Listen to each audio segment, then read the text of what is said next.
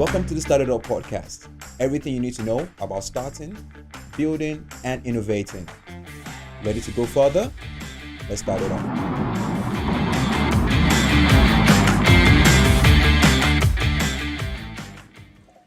Hi Bruno, thank you for joining us at the Start It Up podcast. It's great to have you. So I want you to just give a short introduction about yourself and Scubic. If you could do that in 1 minute, that would be great. Okay, first of all, thank you very much for this invitation. It's always a pleasure to be here. So my name is Bruno. I'm the CEO and one of the co-founders of Scubic. Scubic is a data analytics and software company that is mainly focused on helping cities, municipalities, industries and utilities better manage their water and energy networks. This to reduce costs, increase sustainability, reduce carbon emissions, but overall to pick their data and to transform it something more that can help them in a daily basis, how to manage their systems, their process, but again, all of this to increase the sustainability of their process. Okay. That sounds really interesting, and we're probably going to go a little bit deeper into details about how Scubic works and how it operates and everything like that. But one of the things that we've seen is that recently sustainability has become at the forefront of everything. But if you go 15 years ago, 5 years ago, there's a lot of skepticism about sustainability. And from you, you started this company, Scubic, I guess about 5 years ago, some time ago. And then the question is what motivated you to go into this area, not just working with water management, but also sustainability? What was the motivation behind this? Okay, well, it comes from my academic background. I'm a mechanical engineer, and during those academic years, we study a lot about efficiency, how to increase efficiency, how to reduce energy consumptions and water consumption during the course of the mechanical engineer. So since 2003, when I start studying, so that mindset was already there. So it was very easy to move forward because it's something that, again, it was already on our mindset. And when I finished the course and start my PhD, again, was also to develop new stuff to again, reduce costs, reduce energy, all of that matter. So when I discovered this problem to solve, it was very easy to move forward. But like you were saying, 10 years ago, 15 years ago, nobody was talking about this. Yeah. Just some very crazy engineers that want to improve their systems. But I was there. I was I was part of that group of engineers that was very concerned about that. So, but of course, nowadays everybody talks about sustainability, climate change, reducing costs, reducing emissions. It's normal. But for me, it is normal for the last 15 years. But that's very interesting, because for you talked about how easy it is for you to transition from because it was already part of your background and things like that. But the question is that obviously you must have felt this resistance, because there's still a lot of skeptics about sustainability, and obviously I imagine you were passionate about what you were doing, and then you obviously had some challenges along your journey. What can you just share with me, a little bit of those challenges of trying to build a sustainable company where there's this skepticism, where there's still not a lot of information about sustainability, at this before then compared to now? Well, the big problem with the word sustainability is the costs, because any company, any process that want to be more sustainable, that results in an increase of costs. Yeah. So that's the main problem with sustainability since forever. Yeah. So, but nowadays, with the governments, with even the companies that need to achieve those goals, they are pushing. The governments are pushing that. Again, the companies want to achieve those goals. So it changed because they need to do that. Otherwise, they will pay more taxes and other costs that will even get worse. Yeah. That was the biggest change. Is the pressure that comes from the government, also from the community that want to be more greener. If you go some generations before me, they don't care about this. They just want nice projects at very low cost price. But nowadays, these new generations are really concerned with having green products. They don't have any problem to pay a little bit more, but to know that these problems are plastic free or carbon free or whatever. That's the main change. It is the mindset of the new generations. Yeah. Of course, the governments have some big role on this because they will put increase on taxes and all those penalties for the companies that don't comply with this. But that was the big change. Of course, nowadays the access to information is much bigger. More, YouTubes and all those different platforms that every single day we see things about climate change, about all those problems that climate change created. So we are bombarded by a lot of information and the mindset is changing. So it's easier to apply more sustainable products, process, whatever. And that not just on the community and also on the industries, because industries have seen if they want still to be very competitive, if they want people to buy their products, they need to be sustainable. They have to come from greener sources or try to be the most greener possible. So it was this change that I saw in the last 15 years. That's why building this company, if I tried to build it 15 years ago, it's probably I will go bankrupt in the first year. But nowadays, no. It's easier for you to So you are actually a little bit ahead of me on some of the discussions we're going to have. But it's really interesting that right now there's a lot of, say, social acceptance from the corporate side. There's a lot of government incentives. People. There's a lot of information, as you said. So obviously there's this huge change from last time to now. But obviously, even though now there's a lot of better social acceptance of the kind of business ventures you're currently, I'm sure you had some challenges. There were some difficulties along the way that you must have had while you're trying to build a sustainable company. Like you mentioned that there's a lot of cost. I can imagine that's one of the big challenges. So would you be kind enough to share with us like maybe other kinds of challenges or difficulties that you had in building this kind of sustainable company? Well, so many of those.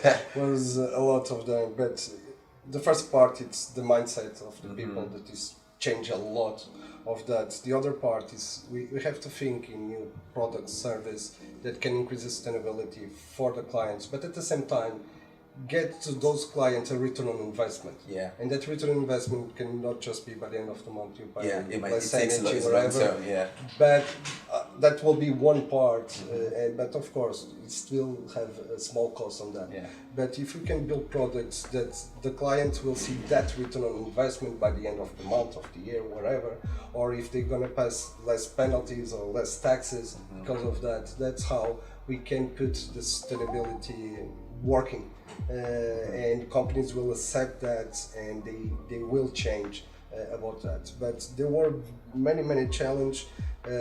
Of course, nowadays people don't mind, again, to pay a little bit more, to have a more sustainable system, to improve their systems. But it was a big challenge to change that mindset. And you have to wait. You can go there and say, but you will return the investment in 1 year time. They don't care. But since this is very present in our societies and social media everywhere, they are more keen to accept this and to go forward with you and making babies. Maybe we should talk a little bit about this changing our mindset because it's really important. So would you say, obviously you mentioned something important in the last conversation, that if you had started this 20 years ago or something like that, perhaps you would have gone really bankrupt. So would you say that right now, you were just, I don't want to use the word lucky, but you were just fortunate to set up your company at the time where there was this transition in changing mindset? Because I'm trying to think, how do you change people's mind? How did you get to convince some people that this is the right way to go? Well, it's not easy. Even with our products, we go, especially when we go to water utilities, and talk with the workers, the managers, and the administration, and the workers look to us. I'm doing this for the last 20 years. Who are you to say how I should manage my network? And we say, I'm not going to say how you should manage it. I'm going to try for you to do your work a little bit more, a little bit better in terms, again, of reducing costs, reducing emissions, whatever. And people at the first time, they don't like it. After the first month, second month, they are completely convinced they cannot go one single day without our system. So, but it's difficult to get in. Normally, the only form for us to get in is with a pilot. Let's do a small pilot, a proof of concept here. And they were, this is gonna be, please, let us for 1 month or two, and you will see the results. So nowadays, the sustainability should be also with the focus on the goals. What are the goals for the clients, for the environment, and finally for the humanity? But if people see the goals and the results that we can deliver to them, that mindset change. But it's never easy. It's never easy to change that mindset. But we are doing it. That's really, really cool. I like the fact that you mentioned the fact that it was one of your strategies is to sort of start with pilots to sort of convince them, because I guess the only way they can see the results is to buy in, is if they can see the results and how it actually changes especially since we are a software, so you cannot taste, you cannot feel, you have to wait for 1 week, 1 month to see the results. But it's immediately, since we deal with the water and the energy. By the end of the month, they will receive the energy bill and the water bill, and you will see the changes. So after that first month, of course, it has some cost for us, but they say, okay, these things works. We probably have a return on investment in 1 year or 2 years, which is a big concern for them, and I should, in my opinion, it should be a big concern, because we deal also with public companies, and this is taxpayers' money. At least I want those companies to have managers that are preoccupied on have the return on investment of the money that they put in. That part it's good, well, especially with Scubic, but not all products can achieve this. In order to increase sustainability, you need to waste money, you need to invest money to achieve that. And just one simple reason, people are talking in Portugal with the lack of water. For me, the lack of water, it's a big concern, but it's not the biggest. It's the problem with the energy. Energy price, it's 3 times higher than last year. And most likely going to increase in the future. Exactly. And you need energy for everything, even to produce water. You need the energy. So everybody's looking at the lack of water, and I say, the lack of water. It's important. It's important. But look to the energy price. It's 3 times higher. So, and that will affect a lot of different systems. And by the end of the day, it's going to affect us, because we are the consumers. So it's one thing that we really need to concern is this green transition that Europe it's probably in the forefront of in the world on this, and I agree with that and I approve that.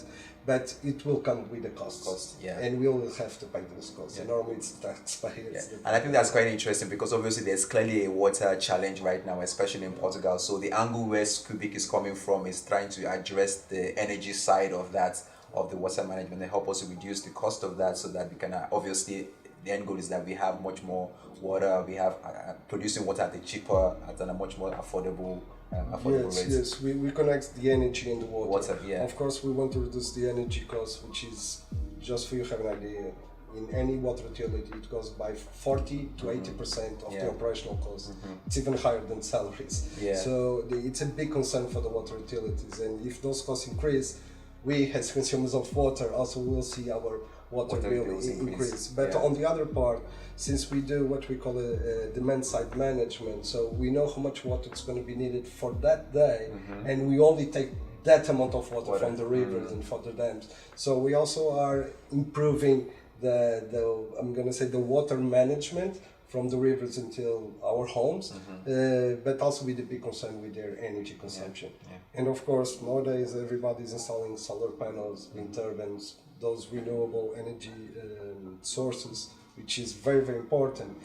But the problem is that they are not constant. Solar works between 9 a.m. until 5 p.m. Wind normally works better at night.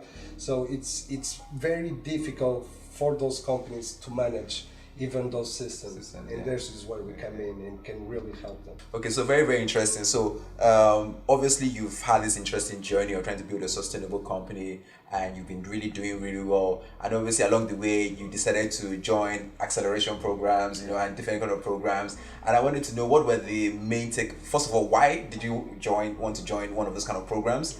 Number 2, what were the biggest takeaways from joining this kind of programs? Well, the first one is I'm an engineer. And that's the problem when we try to manage a company. So we sometimes focus a lot on the technical part. We want to build an awesome product with all those capabilities, but we forget about the other part. It is the business part.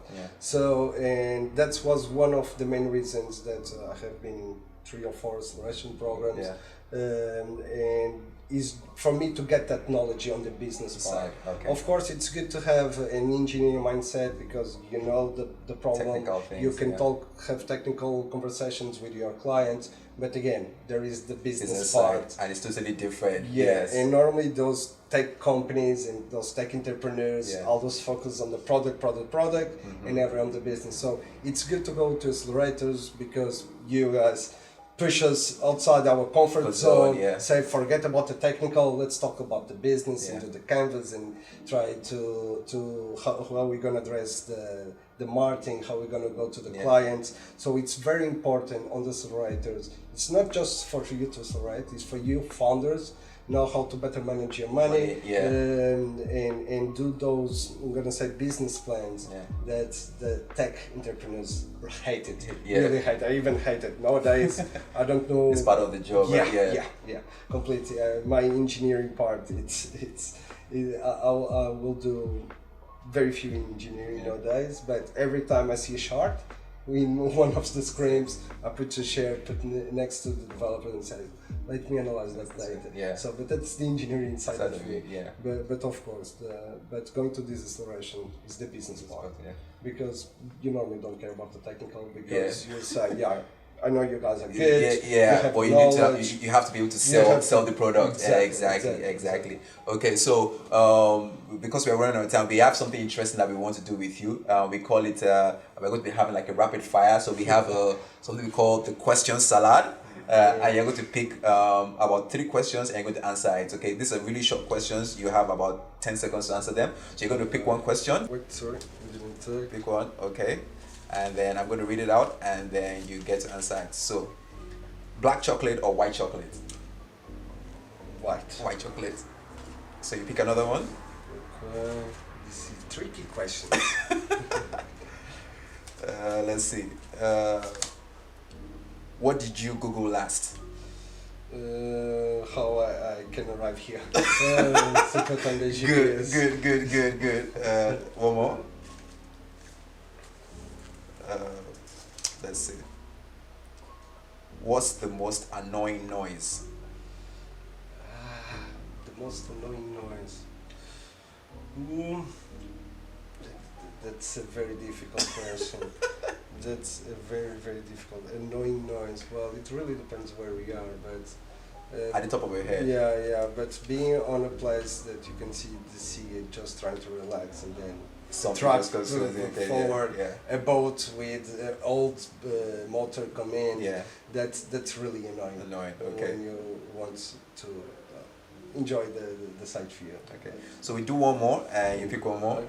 Rapid fire. This is also giving our audience an opportunity to know who the entrepreneur is, so beyond just the company. Okay.